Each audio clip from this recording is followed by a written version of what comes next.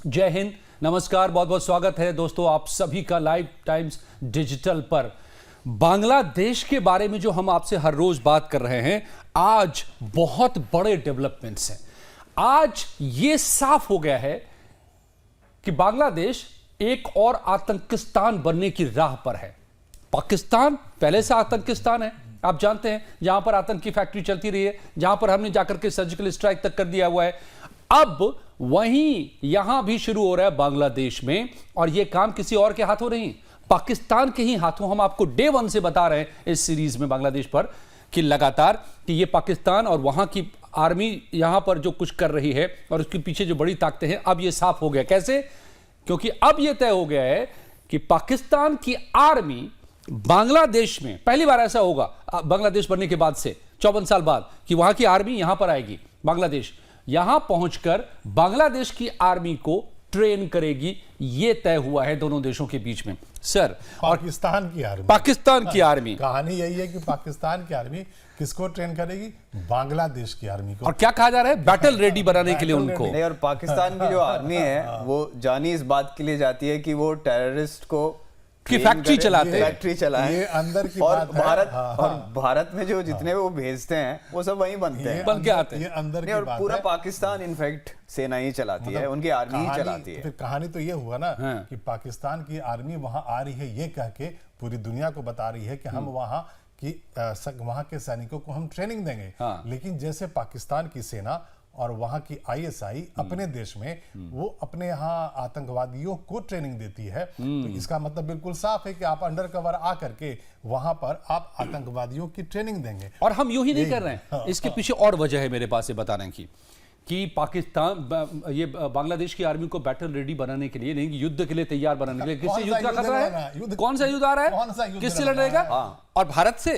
तो भारत से युद्ध लड़के पाकिस्तान जीत नहीं पाया, वो आके बांग्लादेश की पिद्दी सी आर्मी को ट्रेन कर देगा भारत के खिलाफ। तो यही उनका वो है कि भाई हम बांग्लादेश के साथ मिलेंगे, उधर से चीन हमारी हेल्प करेगा और उसके बाद हम भारत को घेरेंगे। यही सोच है। आप मैं बता रहा हूं आपसे। ये ब्रेन वॉश करके बेवकूफ बना रहे हैं। ये वहां के लोगों को कंजम्पशन के लिए दे सकते हैं वो, लेकिन उनका जो असली एजेंडा है, देखिए जो कट्टरपंथी इस वक्त सत्ता में है वहां पर बांग्लादेश में, वो कौन है? वो सारे के सारे वही हैं जिन्होंने पाकिस्तान से मदद ली है, पाकिस्तान ने उनको मदद की है, सत्ता तख्ता पलट करने में उनकी मदद की है, तो वो अब यही मदद कर रहे हैं। सचिन आपको बताऊं मजेदार बात ये, क्यों हम ये कह रहे हैं, क्यों कि नहीं ये आतंकियों की फैक्ट्री वहां पर लगाने की पूरी तैयारी हो गई है। अब इसके लिए वहां की आर्मी, नेवल एक्सरसाइज भी दोनों मिलकर करने वाले हैं फरवरी में। अब इसके पीछे की वजह बताइए कि क्यों आतंकी फैक्ट्री चलाने की बात मैं कह रहा हूं कि पाकिस्तान बांग्लादेश को बनाया जा रहा है। दो लोगों के मैं नाम लूंगा, अभी आपको बताऊंगा। ये दो ऐसे नाम हैं, एक है, तीन लोगों के नाम है। अब्दुल सलाम पिंटू, ये एक आतंकी है, सजाए मौत इसको हो चुकी थी। शेख हसीना को किल करने का प्लान किया था। पीओके में भी ये जाकर के टेररिस्ट रहा है, फंडिंग करता रहा है, जुटाता रहा है बड़े बड़े टेररिस्ट ऑर्गेनाइजेशन के लिए। ये प्रतिबंधित रहा है, जेल में था। इसको आजाद कर दिया गया है, नंबर 1। दूसरा नाम नसीमुल गनी। भाई साहब नसीमुल गनी आतंकी रहे हैं, वो भी इसी तरह के, और उनको ध्यान से सुनिएगा, बांग्लादेश का गृह सचिव यानी होम सेक्रेटरी बनाया गया है।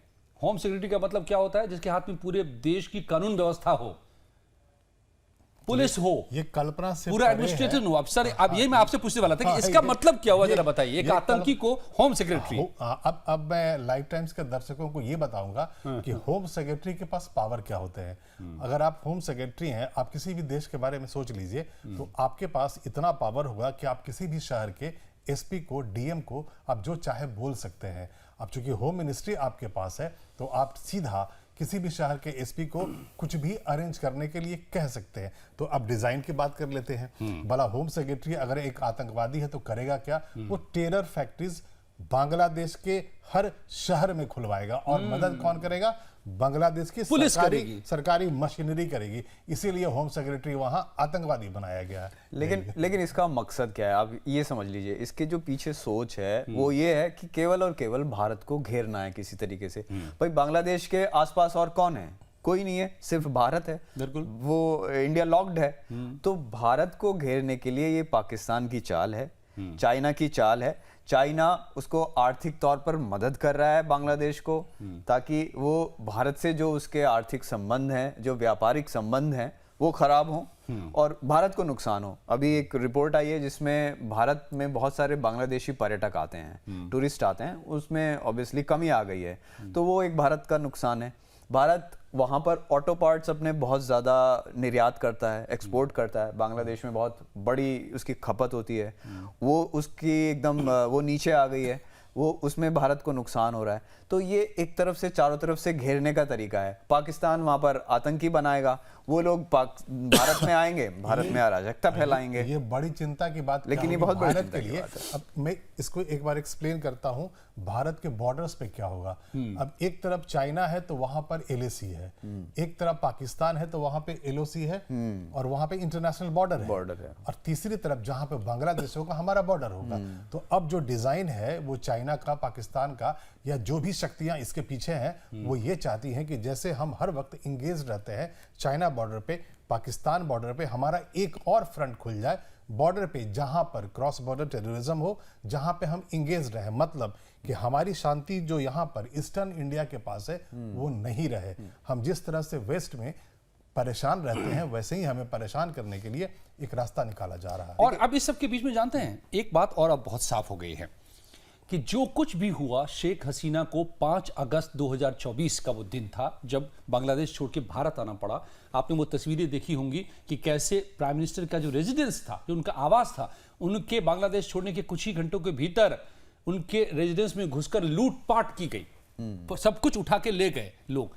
अब ये कौन थे? उस वक्त में ये बताया गया कि ये छात्र हैं, ये रिजर्वेशन का विरोध कर रहे हैं। अब समझ में आ रहा है कि इनके पीछे ये जो आतंकी आज छोड़े जा रहे हैं, या जिनको होम मिनिस्टर बनाया जा रहा है, या जिनको ट्रेन करने के लिए पाकिस्तान से आर्मी आ रही है, दरअसल ये पूरी लाइन वो थी, छात्र को केवल छलावा था सामने में। जमाते इस्लामी और हिजबुल तहरीर जो हम बात कर रहे थे, बिल्कुल उसके पीछे वही संगठन थे। वो छात्र संगठन को उन्होंने पूरी तरीके से कब्जा किया उनके ऊपर, उनको ब्रेन वॉश किया और ये सब करने के लिए करवाया। अब इसके क्या मतलब होते, तस्वीर क्या उभर रही है? जो कह रहे थे राज जी कि दरअसल ये तस्वीर उभर रही है कि अब आपको एक दो फ्रंट पे आतंकियों से लड़ना होगा।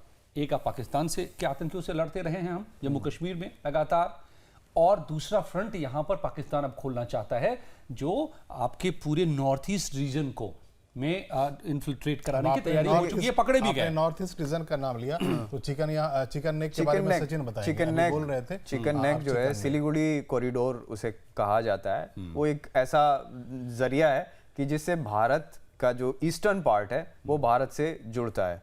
वहां पर एक तरफ बॉर्डर है इसका क्या कहते हैं, बांग्लादेश का बॉर्डर लगा हुआ है, और दूसरी तरफ हमारा। अब हम अगर उस पर कब्जा हुआ या उस पर नुकसान हुआ तो भारत पूरी ईस्टर्न जितनी भी नॉर्थ ईस्टर्न जो स्टेट्स हैं, आप इमेजिन कीजिए उस दिन को। चिंता का कारण बहुत बड़ा है।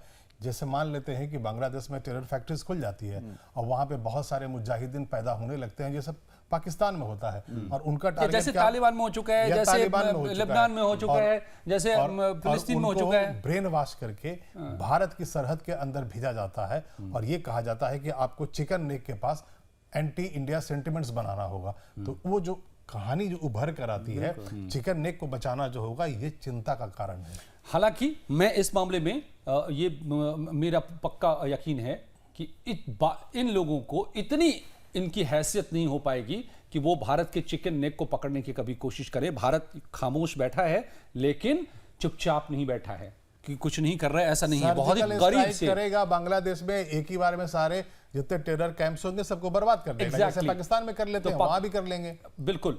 और इस सब के बीच में चलिए चलते चलते मैं एक अच्छी बात बता देता हूं आपको कि कल से आज तक में 2 घुड़की बांग्लादेश के यूनुस को लग चुकी है। कल अमेरिका के NSA ने, जो आपने बताया था, कल घुड़की दी थी, और आज यूएन ने यूनुस को फोन करके कहा है कि खबरदार, जिस कुछ चल रहा है ना आपके देश में, बंद कीजिए ये सब।